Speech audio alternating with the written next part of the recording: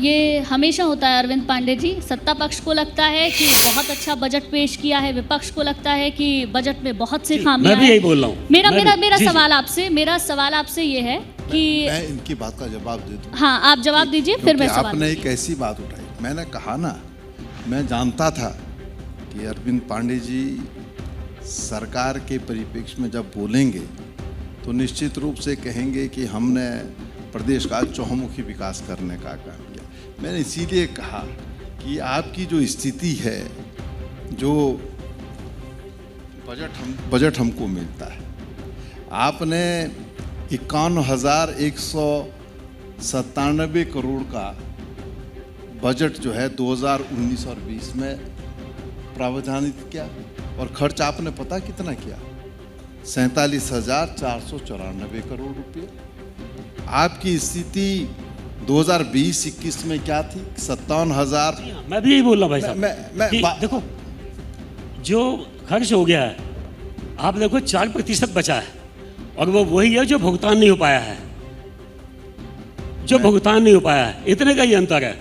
सिर्फ हमारे आपको देखो दोनों की भूमिका है, आप विपक्ष में हो, मैं सत्ता पक्ष में हूँ। रही बात आंकड़ों की, तो आंकड़ों में यही आएगी, जो 4% का अंतर है वो भुगतान ना हो पाने की वजह से है। लेकिन मेरा मैं पांडे जी से कहना चाहता हूँ, जब हम सरकार का 1 साल का बजट प्रस्तुत करते हैं तो उस बजट में जो हम प्रावधान करते हैं उसको हम 1 ही साल में खर्च कर सकते हैं। 19-20 का बजट आप जो सोचे कि 22-23 में खर्च करेंगे, ऐसा नहीं होता है। मैं इसलिए इस बात को कह रहा हूँ कि 21 और 22 में 64,474 करोड़ का आपने बजट रखा। आप जानते हैं कितना खर्च कर पाए? आप खर्च कर पाए 42,538 करोड़। अब ऐसे बजट का आप जो है आकार बढ़ा दें और आकार बढ़ाने के बाद अगर उसको आप खर्च ना कर पाएँ तो फिर क्या फ़ायदा है? ये आपने कहा कि ठेकेदार को भुगतान होना, ये सब जिम्मेदारी सरकार की होती है और बजट जो आपने एक वित्तीय वर्ष के लिए रखा है, उस वित्तीय वर्ष में उसको आपको खर्च करना पड़ता है। आपने दूसरी बात कही कि साहब हम तो बड़ी ईमानदारी से काम कर रहे हैं।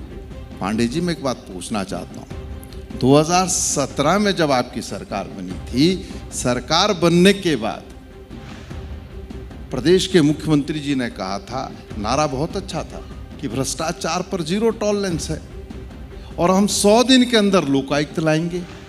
पिछले 5 साल भी चले गए, आपकी दोबारा सरकार भी बन गई, तो कितनी ईमानदारी से आप काम कर रहे हैं? क्यों लोकायुक्त से डर रहे हैं भाई? पांडे जी जवाब दीजिए। आप जानते हैं, सुन लीजिए, आप जानते हैं कि अगर लोकायुक्त आएगा उसकी जद में सरकार आएगी, इसलिए आप लोकायुक्त नहीं लाना चाहते। गौतम भाई, मैं सबसे पहले अपने मुख्यमंत्री जी को मैं धन्यवाद दूंगा कि चाहे हमारे मुख्यमंत्री त्रिवेंद्र सिंह जी हो, चाहे तीरथ जी हो, चाहे पुष्कर सिंह धामी हो, किसी मुख्यमंत्री ने ये नहीं कहा कि प्रदेश को जिसको जितना लूटना है लूट लो, मैं अपनी आंखें मूंद लूंगा। किसी ने नहीं कहा। क्या ताली बजनी चाहिए भाई इस बात पे? किसी ने नहीं कहा।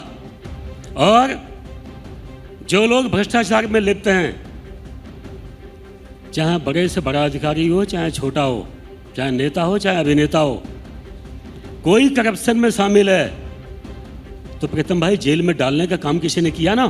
तो भारतीय जनता पार्टी की सरकार ने किया। कांग्रेस ने आज तक किसी अधिकारी को जेल में नहीं डाला। इसीलिए नहीं डाला कि बजट को ठिकाने लगाने के लिए जो लोग काम करते हैं ना, हो सकता है कि बजट को जल्दी ठिकाने लगा दिया जाता है।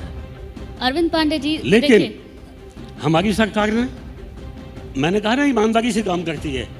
उसका प्रमाण यही है कि जो लोग भ्रष्टाचार में शामिल हैं। ये हमेशा ऐसा क्यों होता है कि सत्ता पक्ष को ऐसा लगता है? हाँ, मैं आऊंगी इससे पहले एक सवाल का जवाब दीजिए। देखो, जब भी भारतीय जनता पार्टी की गवर्नमेंट आई है, जो भ्रष्ट अधिकारी हैं उनको जेल में डालने का काम किसी ने किया तो भारतीय जनता पार्टी गवर्नमेंट ने किया है। जब कांग्रेस की गवर्नमेंट आई है ये हमेशा परिपाटी रही है। ठीक है देखो, हम सर तिवारी सर को एक उंगली नहीं सवाल उठा का सकते। जवाब दे दीजिए। नहीं, नहीं, हम मैं मैं- लौटूंगी, मैं आपसे रिएक्शन भी लूंगी। अरविंद पांडे जी से मैं एक बात कहना चाहता हूँ, कहिए। क्योंकि अरविंद पांडे जी ने कहा कि जब जब कांग्रेस की सरकार आती है तो कांग्रेस भ्रष्टाचार करती है। पांडे जी 2017 से 22 के बीच में किसकी सरकार थी? आपकी सरकार थी ना। अगर हमने भ्रष्टाचार किया था तो फिर भाई कार्रवाई क्यों नहीं कर रहे? और आज भी आपकी सरकार है। सिर्फ भाई साहब एनएच घोटाला आपके टाइम में हुआ, हमने उन लोगों को जेल में डालने का काम किया कि नहीं किया भाई? जिन लोगों ने एनएच घोटाला किया वो जेल में गए, हमारी गवर्नमेंट ने किया। आपके टाइम में घोटाला हुआ, लेकिन उन घोटालेबाजों तक पहुंचने का आपके अंदर सामर्थ्य नहीं था, इसलिए तक कोई जेल में नहीं गया।